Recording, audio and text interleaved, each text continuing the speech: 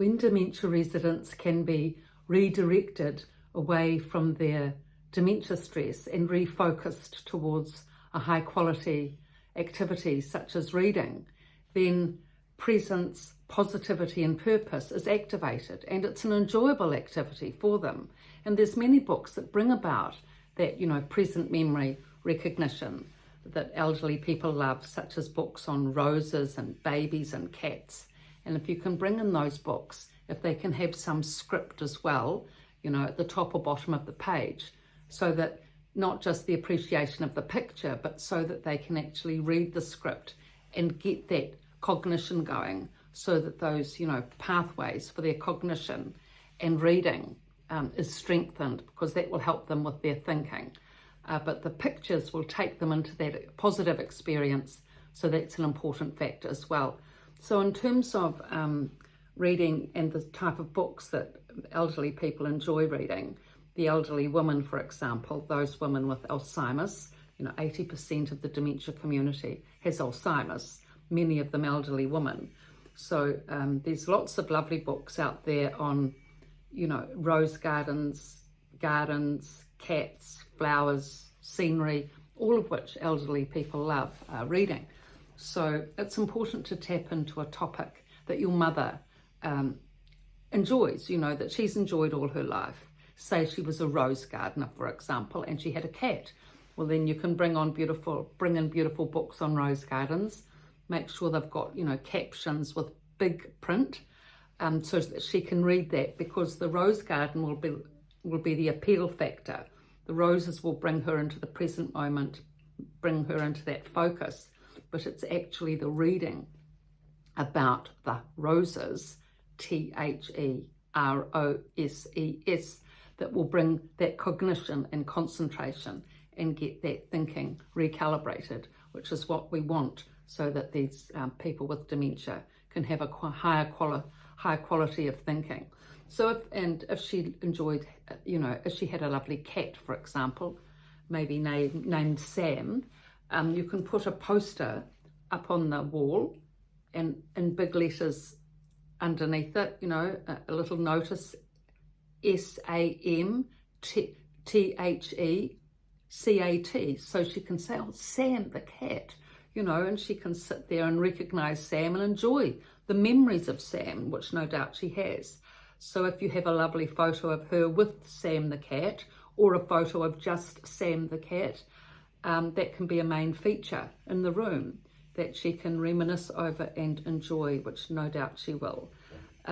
Also, actually, women love stuffed cats as well, like little cushions on their bed, so it's like, Sam the cat sitting there, giving her company, even though he's not there in real life. He's memorialized cats, women in dementia units actually, enjoy. So, this is, there's so many ways, there's so many beautiful books out there actually, for dementia residents and for elderly people. Animals, African animals, gardens and cats, like I've said, dogs. Actually, that's another thing. If your mother has had a dog as well, the same principle, a book with beautiful pictures of dogs and script underneath, but you can bring in your real dog as well. If you've got a dog, or even maybe her actual dog you may be looking after now, maybe it's an elderly dog, and maybe Sam the dog, you can bring him in, and of course that's a beautiful experience if she can access that, and the other residents in the unit will enjoy it as well. So there's many things you can do in terms of reading and bringing about that present memory activation, and it's good to just sit quietly and take your time. If you've got a two-seater sofa in the bedroom, sit there for half an hour or an hour and have a range of books, maybe some beautiful photos of your country. Say New Zealand, we've got beautiful, fabulous books of the South Island with all the Southern Alps and Fiordland native bush tracks. So, they're a real favourite in New Zealand, and no doubt in your own country, you'll have books with beautiful pictures of scenery that your mother will recognise and, you know, be able to tap into and make comment about. So these lovely books, you know, you can either bring in each time. If they're a bit heavy, just stow them away in a box or a bag at the back of the wardrobe, and then other wanderers are unlikely to sort of go back there and sort of mess around with them or sort of take them away to another place, as they may well do if they're in drawers, but they're not as likely to go into the back of a wardrobe and get the all valuable books. So, I mean, you can have a few of good quality books you can bring in, and have the books that are not quite so, you know, precious in the room. And also a couple of books, coffee table books as well, just to leave on your mother's bedside table. You know, it's really not library books because they'll get damaged, but books that, you know, she's got at home, or maybe another family member's got a library, and you can access some lovely photos of rose gardens and things from there, so your mother can flick through those and practice her reading while you're not there, which she can only do if she's got the resources at hand. And another thing to do is, I've just got this book here, The Resident's Voice from a Dementia Unit, which I've written, and it's in the description below, and the website. If, for example, you've decided that you want to upskill on some of the things in your mother's room, you've been reading the book and you've been thinking about getting her a whiteboard, with all the things that you're doing with your mother, if, for example, you're wondering whether a whiteboard would help and you've read the book, you can just sort of read out, like, what does it say here? Some relatives leave diaries in bedrooms, and whilst a good intention, they can easily get lost. Better still, put up a secure whiteboard up on the wall near the bed below the light so the person can clearly see. So you can read that out, you know, to your mother, and then just say to her, look, Mum, I've been reading this and I'm thinking, would you like me to get a whiteboard for the room? And, you know, she may well say, well, what for? And you can say, well, you know, when I'm visiting, I visit you every Saturday, you know, at 10 o'clock. So I can just put up on the whiteboard, Saturday, 10 o'clock, Sue visiting, so that you can, you know that I'm coming, and you can read that I'm coming.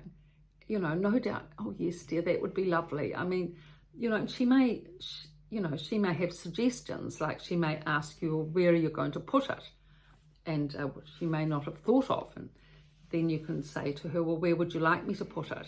And even if you've got a book, you can just use it like an A4 piece of paper, or like a, you know, whiteboard, and place it around different parts of the room, and say to your mother, now, okay, well, which position would you like it in? So that you can easily read it. And she might say, well, look, you know, I sit in my chair here, so if I can just look, if it can just be straight ahead, and I can read it, you know, Sam the cat on the left and the whiteboard centrally, so I can look at it each morning when I'm sitting in my chair having a cup of tea, that would be perfect. So, you know, this is the way to include your mother in the, you know, all the little activities and set up, rather than just setting it up and just hoping for the best. If you include her and get her buy-in, and it will help her cognition if she's made a decision about where she wants the whiteboard, chances are hopefully then she will engage in it and read it, you know, that you are indeed coming on Saturday, and she'll be able to look forward to that and enjoy that, of course, when you come. So, okay, that's the finish of the session on, you know, present memory activation. The two books, The Resident's Rise from a Dementia Unit and The Resident's Voice from a Dementia Unit, in the description below. And thank you so much for your looks and likes. And if you're enjoying this channel and you find it interesting and worthwhile, please subscribe, because it really helps, you know, if this platform can be built up so that more people can receive help with these positive practical techniques to be able to help dementia residents in dementia units. Thank you.